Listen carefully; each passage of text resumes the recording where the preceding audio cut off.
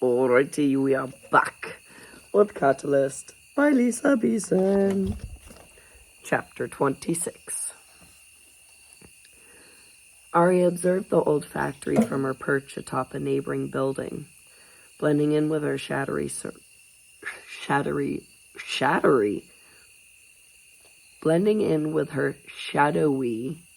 surroundings. She crouched as motionless as a gargoyle, while sporadic drops of rain dripped down from the edge of her hood. The paths of their energy signatures led to an open loading dock on the backside of the building. Hanging around the loading dock, protected from the rain by an overhang of corrugated metal, were 3 shades smoking cigarettes, along with a tall, lanky guy who was attached to the energy signature that had been traveling with Val. The guy looked nervous and agitated, but what else could be expected from someone hanging around shades, Ari thought. She was scanning the place for likely entry points, trying to figure out a smart plan of action, when she noticed the tall guy start to sway on his feet, then stumble over to lean against the wall. Focusing in, Ari saw the predatory leers the shades were giving the guy as they started closing in on him. One of the shades was practically a walking corpse, and it didn't take much deductive reasoning to figure out that he was looking for an upgrade. Well, crap. Even though she knew Kale would have told her that she'd just be stupid to expose herself like this, Ari couldn't just sit back as a callous observer and watch them kill the guy. Without a second thought, Ari sifted, climbing down the side of the building, jumping down to the street below, going so fast that she could actually dodge the raindrops suspended in the air, continuing to sift across the street and over the chain-link fence. She was able to snap all 3 of the shades' necks before they even knew what was happening. The quick snicks of the breaking necks and the shrill screeching of the shade's true diaphanous form brought her back to the first time she had to kill those 2 shades back in Germany. It was no easier now than it was then. Even though they weren't really people anymore, it still took its toll on her. Barely holding back the nausea, she slowed down to real time and stepped over the 3 carcasses at her feet towards the tall, skinny guy, whose pupils were so dilated that she couldn't even tell the color of his eyes. He was looking at her as though she were some kind of apparition in a dream, and his eyes kept shifting around as though he were seeing things moving around behind her. The guy was obviously high on whatever drug Val had been on, and what everybody going into the building was now on. She had to admit that it was actually kind of brilliant of the shades, making people hopelessly addicted to a drug that only they produced, forcing their potential victims to come to them instead of having to go out and hunt them. Ari walked up to the guy and gently took his face in between her hands to help him focus on her. Even though he had taken Val to this hellhole, Ari sensed no malice in him. He didn't know what was really going on. He just wanted to party. "Where is Val?" she asked in slow, concise words so he would understand. He was trying hard to focus on her when his eyes locked onto the scars on her face, and they widened in shock, then quickly filled with sadness and pity. "Oh no. Your poor face. It must have hurt so bad." His hand came up, and she knew he wanted to trace her scars with his fingers. Ari knocked his hand away before he could touch her. "It's fine. Where is Val?" Just as she was about to ask him again, this time a bit more forcefully, his mouth spread into a guileless grin. "Oh, you're looking for little Val? She's gone down the rabbit hole to join the Bedlam banquet," he said with a delirious snigger. Awesome, Ari thought with a dispirited sigh. She knew she wasn't going to get anything useful out of him in this state, but she couldn't afford to waste energy on healing him either. So she was just going to have to try to follow Val's trail and pray for the best. Ari didn't feel good about leaving him here by himself, but she promised herself that she'd come back and get him as soon as she got Val. "Hey," Ari said to the guy, giving him a couple light slaps on the cheek to recapture his wandering attention. "What's your name?" His face screwed up in contemplation, as though she had just asked him a really hard test question.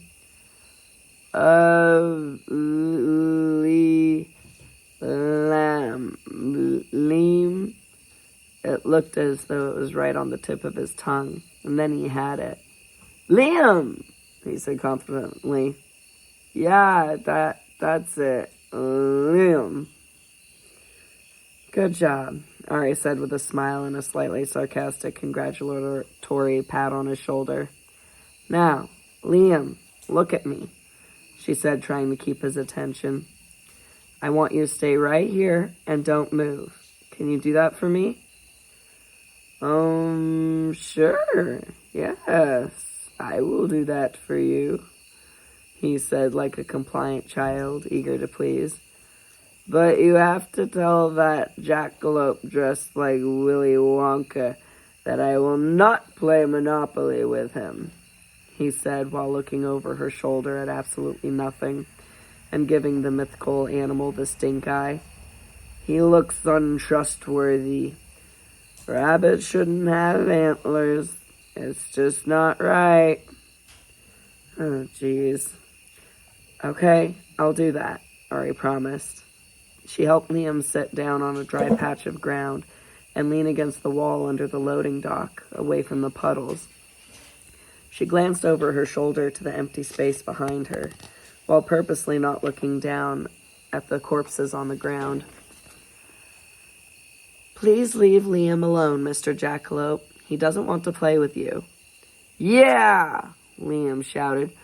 "No one wants to play your stupid jackalope games. I don't care how fancy you look." "Settle down, champ," Ari said with a gentle pat on his knee as she stood up.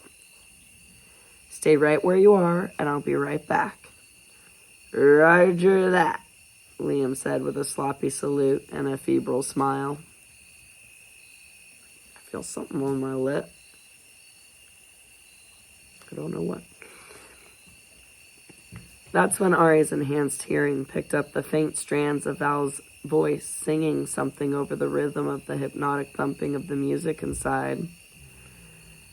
"Masquerade, paper faces on parade.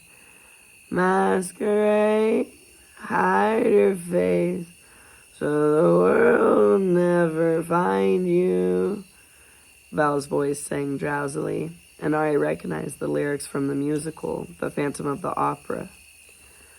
Ari looked at the daunting, dark opening that Val's energy signature disappeared into. Her path was swallowed up by the abysmal, gaping maw of a world Ari was loath to enter.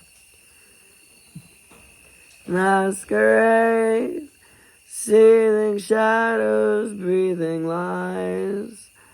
Masquerade, you can fool any friend who ever knew you," Val continued. This was obviously a trap. The shades were taunting Ari, using Val as bait, and confident in the fact that she would come to them as surely as one of the addicts, wanting more of their drug. Any sane person would turn around right now and leave Val for lost. Val wanted to leave Scion's Keep. She didn't need the drug. I healed her. She was in control. Nothing was forcing her to go. She wanted this. But Ari knew that she'd never be able to live with herself if she turned away now. Ari had to help Val, or she really would become the monster she feared herself to be. Suck it up and adapt. And I need to cough. 1 moment. Easily jumping up the 3 feet onto the concrete ledge of the loading dock, the shadows eagerly embraced her as she cautiously crept forward into the dark, cavernous building. The sound of dripping water echoed all around her. It was like walking into a nightmare. She didn't see or sense anyone close by, except for a couple scavenging rats. But the dank, putrid smell of soggy garbage and old urine made her believe that this had been a popular warren for squatters, even before the shades had taken it over. There were too many shades in the building for her to be able to pinpoint their locations. The repulsive push of their energy was palpable and overwhelming. Ari stealthily made her way from room to room throughout the detritus, careful not to make any noise, and sticking close to the walls so no one could sneak up on her. The feeble glow of the radiant energy coming off of the few sturdy weeds erupting through the brittle brick, and the mold and mildew splashed across almost every surface, only highlighted the dilapidated and decaying state the building was in. Frankly, she was surprised that it was still standing. Ari followed Val's path to metal staircase that was barely hanging onto the wall by a couple tenacious bolts. Val's path led up the stairs to a door on a higher level. Ari noticed the paths of two shades going up as well, and only one coming back down. One must still be up there with her. As Ari looked wearily at the feeble stairs, the sound of Val's sonorous singing floated down to her like a feather on the wind. Past the point of no return, the final threshold, the bridge is crossed, so stand and watch it burn. Val had switched to a different song in the musical. She sounded so dreamy and languid that Ari knew she was back on the drug. Dang it, Val, I just healed you. Ari followed Val's path up the perilous stairs, nervous of every creak and groan. When she successfully made it to the top, Ari let out a sigh of relief as she clung to the door frame, and then looked through the metal door into the room beyond. It must have been the old manager's office. The windows that spanned the entire room were obscured by a thick, viscous grime. The only things left in the small space were a scattering of beer bottles, some moldy boxes of papers, and a rank, shapeless, rag-covered mattress in the corner. The room had been stripped of anything valuable long ago. Satisfied that the room was empty, Ari carefully and silently entered and shut the door behind her. The rave music was louder here, and Ari practically jumped when she heard Val singing amidst the sound of creaking metal coming right from the other side of the opaque glass. Softly, deftly, music shall caress you. Hear it, feel it, secretly possess you. Thankful that she was still wearing Wyatt's gloves, Ari grabbed a dusty rag from the mattress in the corner to try to wipe away some of the grime on one of the windows. When she managed to clear a small circle in a bottom corner, she looked through the glass to see the large inner area where the rave was being held, surrounded by the neglected, rusty machinery of the old factory. There were shades intermingling with the odd assortment of drugged-out misfits, who were all just as out of it as Liam had been, mesmerized by the flashing laser lights and repetitive cadence of the music.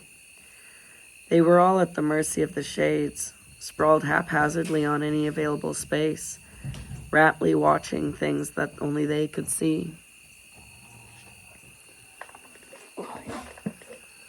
Someone could easily dismiss the people down there as disposable or lost causes, but no one lives in a vacuum. Those people were someone's sons or daughters, or maybe even someone's mother or father. Hey, settle down. Thank you. Don't steal. They weren't just fodder for the shades. Their lives mattered, and it made Ari sick to see them vulnerable to such danger.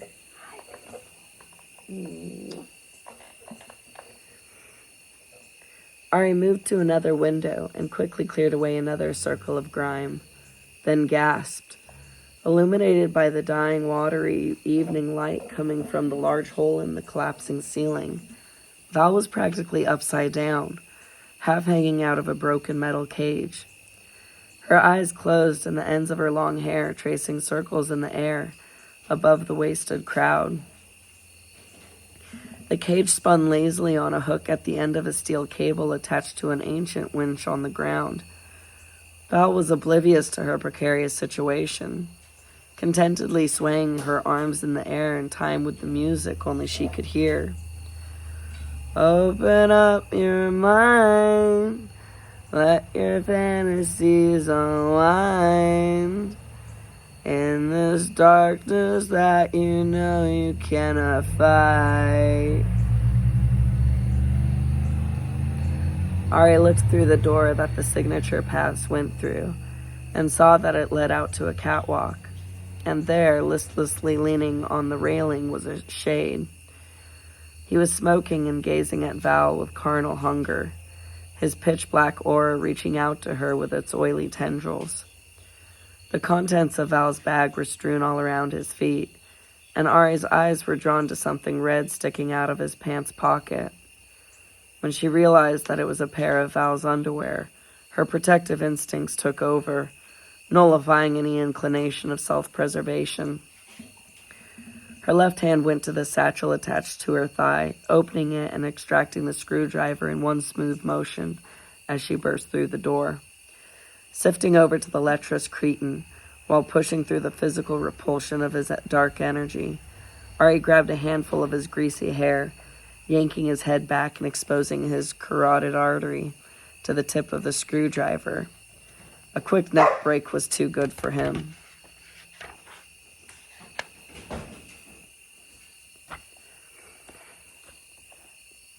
If you even think of doing anything to her, I will end you, Ari said through gritted teeth.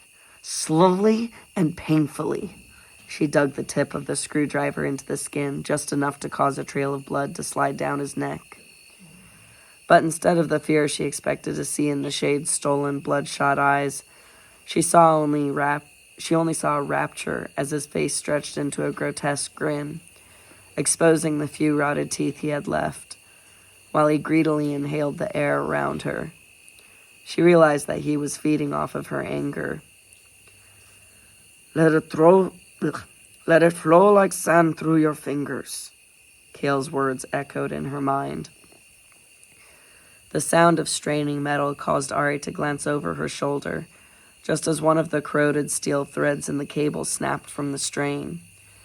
The cage jerked enough to cause Val to slide out further. Ari's heart missed a beat, but Val only giggled deliriously, letting her arms hang down over her head. I'm flying high, defying gravity. You better get down there to catch her before she falls, the shade drawled with an ugly sneer, his fetid breath hanging between them like an odorous fog. He tried to glance down towards the cement floor below, but Ari's grip on his hair wouldn't allow it. Before Ari could respond, the rest of the steel thread snapped in quick succession, and Val was free-falling. Without thinking, Ari dropped the screwdriver and pushed the shade away, unintentionally causing him to lose his balance and fall backwards off the catwalk. He was barely able to stop his descent by grasping onto the railing with his fingertips. Ari vaulted the rail and dove towards Val's falling form. Grabbing Val mid-fall, Ari brought her close and away from the metal cage, twisting in the air. She barely had enough time to start sifting to slow everything down and manipulate the molecules around them to cushion their landing. Miraculously, Ari was able to land as softly as a cat amidst the drugged-out crowd. While cradling Val in her arms, the cage crashed into the old turbine only a couple feet away from them. When Ari took a second to realize they weren't dead, and that Val was no worse for wear, she nearly cried in relief over what she had just done. Even though the act had taken a lot out of her, she didn't dare put Val down, who felt as light as a child in her arms. Ari had saved them from one peril, but now they were standing in the middle of almost every shade in the building. The noxious, oily mass of their energies in combination with the flashing lights and thumping music was making it almost impossible for Ari to think. The shade she had shoved on the catwalk finally lost his grip on the railing and fell with a blood-curdling scream. Turning as he fell, he landed on the cement behind them, head first, with a sickening splat. It took everything Ari had not to fall to her knees and vomit.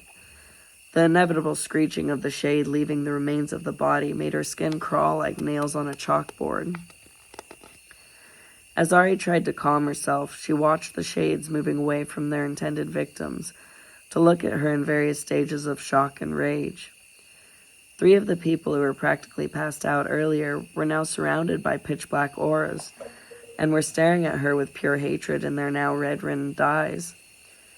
When Ari saw no corpses around them, she figured that they must have just become possessed by the shades she had taken down out by the loading dock. "No," Ari gasped in anguished unbelief. "I saved 1 life, only to lose 3 more. Val chose that moment to stare at Ari with a look of foggy recognition. "Ari? What are you doing here?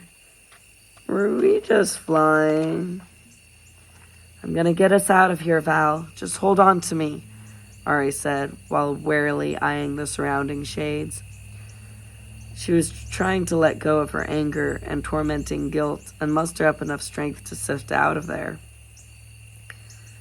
"My beautiful angel of music," Val said, as her hand came up to gently cradle Ari's face. Her voice was full of sadness and remorse. "You broke my heart." "We'll go over all the ways I failed you later, Val," Ari said, as she tried to get a better hold on her. "But right now, I just need you to hold on to me as tight as you can." "Okay," Val said compliantly, and she wrapped her arms tightly around Ari's neck. Before the shades could come any closer, Ari sifted out of there as fast as she could. Remembering Liam, she went out the back, where he was still sitting obediently, absorbed in a world of his own.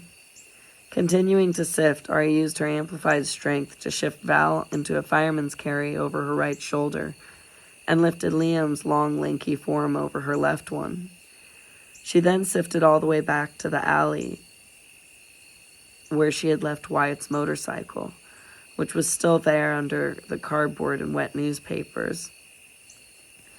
Slowing to real time, Ari put Liam and Val down as gently as she could. As soon as she did, both of them turned away from each other and vomited. Then they both leaned up against the wall beside the motorcycle, sliding down to the ground, their faces a mask of trauma. Liam started quietly weeping. "Sorry about that, guys. I had to," Ari said as she walked a couple feet away to lean against the opposite wall and catch her breath. "What's happening?" Val wailed pathetically. "It's all turning into a nightmare again." She wrapped her arms around her knees and started rocking back and forth to soothe herself. "Where's the giant? I need my giant to save me. Giant, come back!" Ari couldn't stand to see Val this way. She couldn't even imagine what was going on in the poor girl's drug-addled mind. Pushing off the wall, she shuffled back over to her. Ari put her hands on Val's head and began to heal her. Not as thoroughly as before, but just enough to clear her system from the effects of the drug. When she felt like she had done it, Ari let go and stumbled back, collapsing onto the wet pavement, cradling her head between her arms as the light patter of rain fell down on her. The only thing keeping her from passing out was sheer determination and the fire of her fierce hatred for the shades burning through her. Ari wanted to scream and cry in frustration that she hadn't been able to save those 3 people. While growing up, her mom had always told her, "If you are able to help, then you should help." Ari was barely holding on, but she couldn't ignore her inexorable need to help the rest of those people. If she dug deep, she could do it. She was able. "But I did what I set out to do. We made it out, and Val and Liam are safe. Why can't I just leave the rest behind?" The image of the mountains of bones in Alvaro's vision flashed into her mind and made her shudder. "You are good, Ari. You're generous to a fault." Kale's words echoed in her mind. She had never understood how generosity could be a fault until now. If she went back for those people, she'd be playing right into the Shade's hands. But if she didn't, those people's faces would haunt her forever. One moment.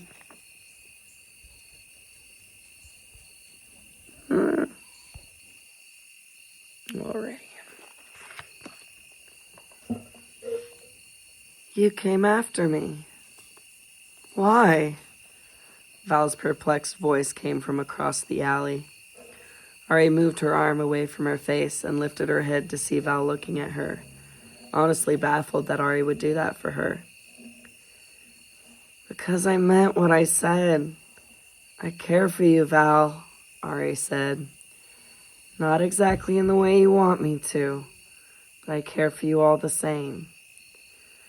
Val turned her head to hide her tears and looked down at Liam, who was now lying on his side in the fetal position. Liam, too? You don't even know him. Ari didn't have time to explain it to her. If she was going to go back to save those people, she had to do it now, before she passed out. As Ari eased herself up to a sitting position, she reached into her jacket pocket to take out the key to the motorcycle. Just as she was about to toss it to Val, her skin cuff pinged. Oh crap, I completely forgot I had this on, Ari said as she pushed back the sleeve of the leather jacket. I didn't even know that these things had that kind of range. Looking down at the screen, she saw that it was a text from Cam. Where are you? Cam. It felt as if her heart had stilled in her chest. Could she really go through with this if it meant that she could possibly lose everything? I am the catalyst. She couldn't let the Shades win. If she didn't go back now, all those people would die, and the Shades would just come back and try again another time, at the cost of even more lives. She had to protect the ones she loved. No more running, no more hiding. It was time to face her demons, even if that meant her own demise. Taking off the gloves, she typed back, I'm so sorry, Cam, but I have to do this. Fighting back a tearful sob as a wicked dagger twisted in her heart, she typed out her goodbye. Transit umbra e lu per stat. I'll fight by your side always, brother. The message echoed the last words of the dying friend of Cam's great-grandfather. After hastily wiping away some errant tears, Ari stood up, took off the cuff, and tossed it and the motorcycle key to Val. Take Wyatt's bike and go back to Scion's Keep. Azza will heal Liam. But what about you? Val sputtered. I'll find another way back, Ari said as the cuff pinged again. Val glanced down at it. Cam wants to know what you're talking about. Ari, what are you doing? I'm ending this, Ari said, then sifted away. Ending what? Val asked the empty spot where Ari had just stood. Val got up, frantically looking around for any sign of her, but Ari was already gone, as though she had disappeared into thin air. Val threw the key across the alley with a guttural yell of frustration. I don't even know how to drive a damn motorcycle, she shouted. Ari's cuff pinged again, then again, and again. Val threw the thing on the ground and kicked it away, then started pacing in agitation. Alvaro's words from before taunted her. Heaven help you if anything happens to her because of you. What have I done? Val had known what she was walking into as soon as she got into Liam's van and felt the familiar darkness from her nightmares. But she hadn't cared anymore. She willingly surrendered herself over to them because she thought that she had nothing to live for.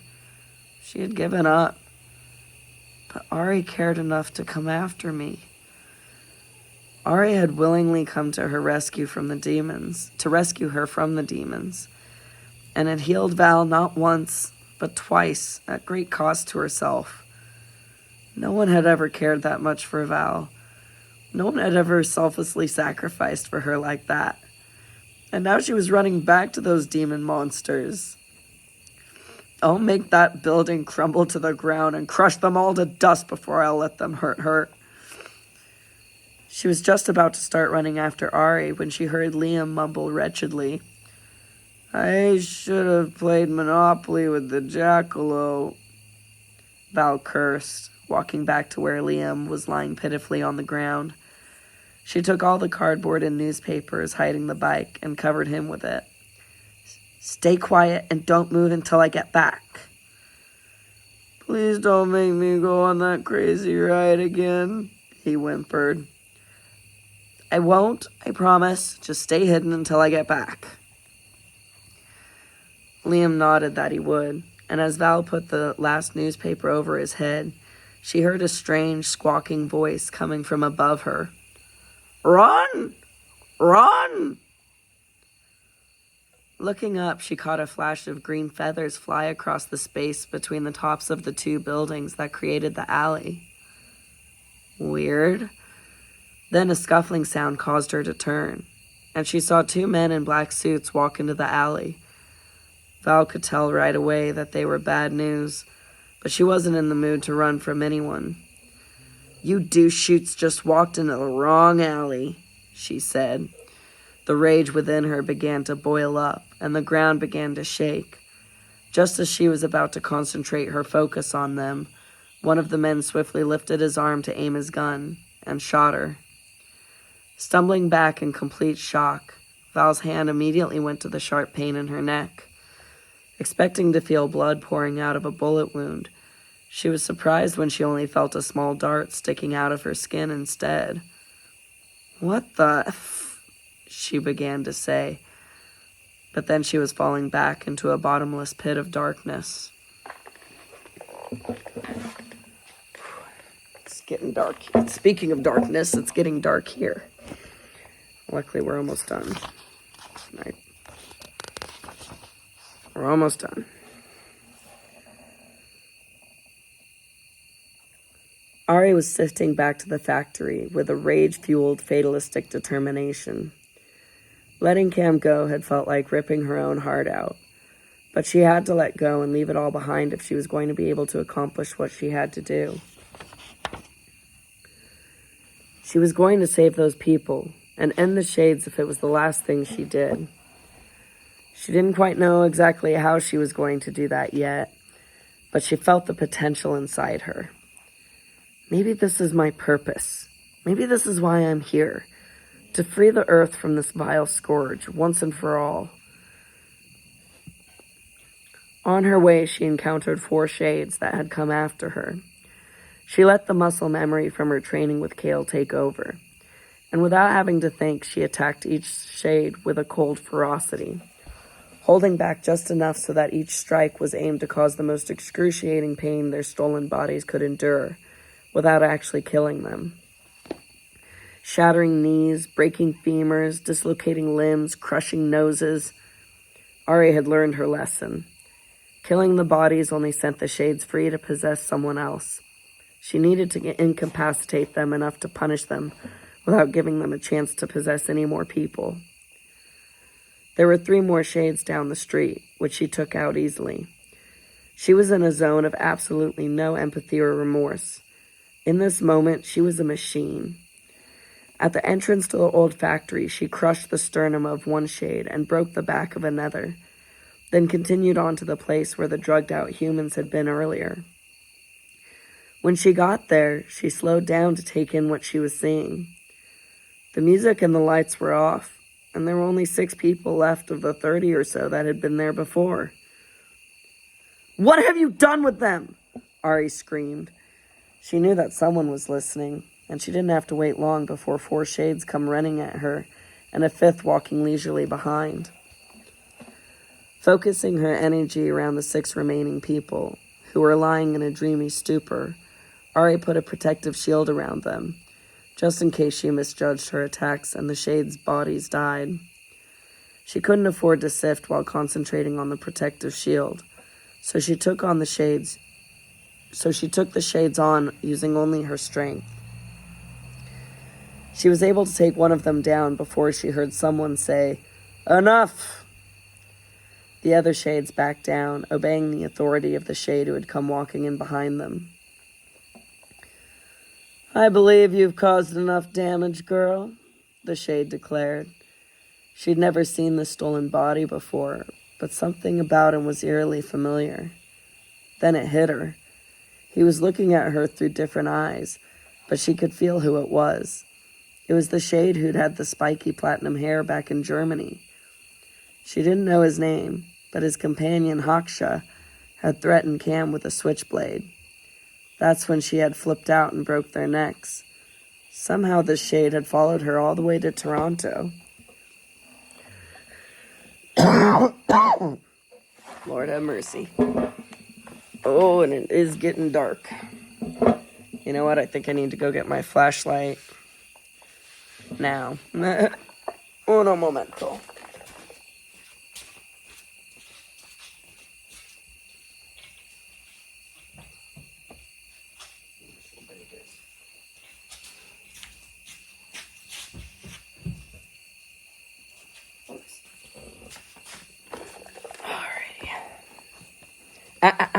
You guys are gonna knock over my stuff. Get back. You guys are gonna knock over my stuff. Don't do it. It's in a precarious spot.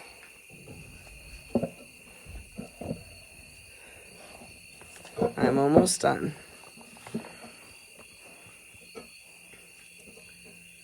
His eyes lit up when he saw the recognition on her face. "You know me, and even in a different vessel.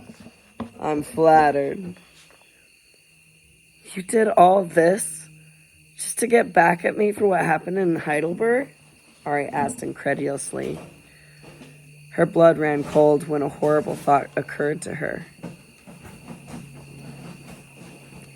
She tried to get a sense of the other shades, but he wasn't there.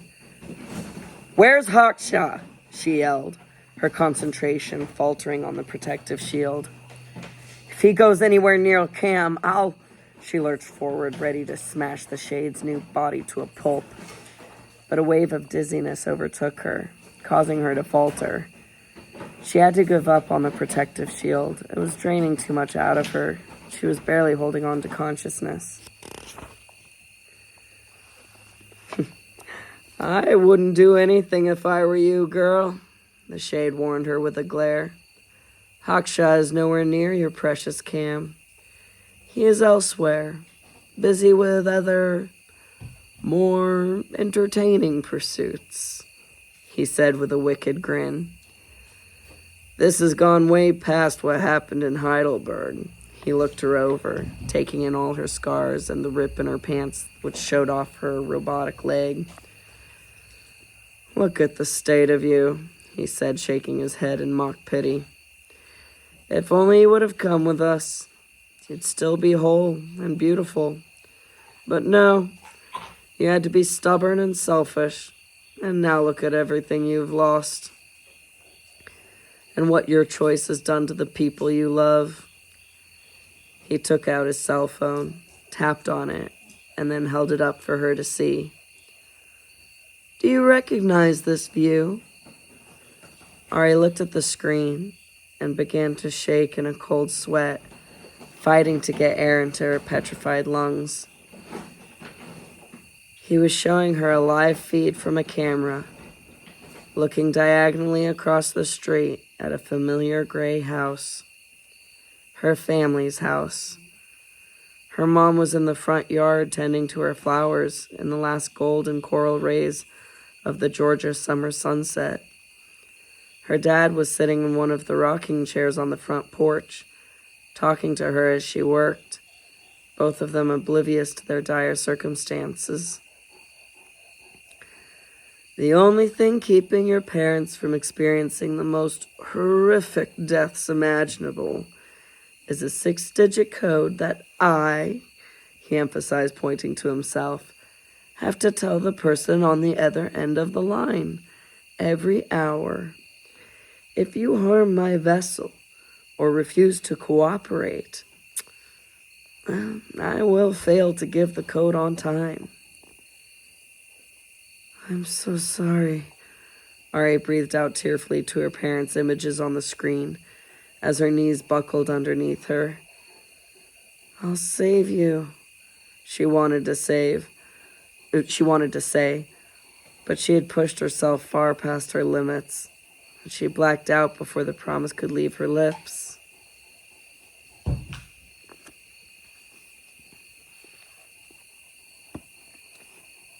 And that was the end of chapter 26. Dun dun dun! And what a wild chapter it was. Oh, indeed. It would appear that the suits have Val. Soren, as we know from the end of the previous chapter, has run off to do something. We don't quite know what. Ari is now firmly in the grasp of the Shades, with her parents' lives hanging in the balance. Tisk tisk, what it to do? What it to do? I guess we'll all have to wait to find out. I will probably go on to chapter 27 in a moment here, after I do some rotating with the dogs. Let Gabby back out from her timeout for chasing the cat.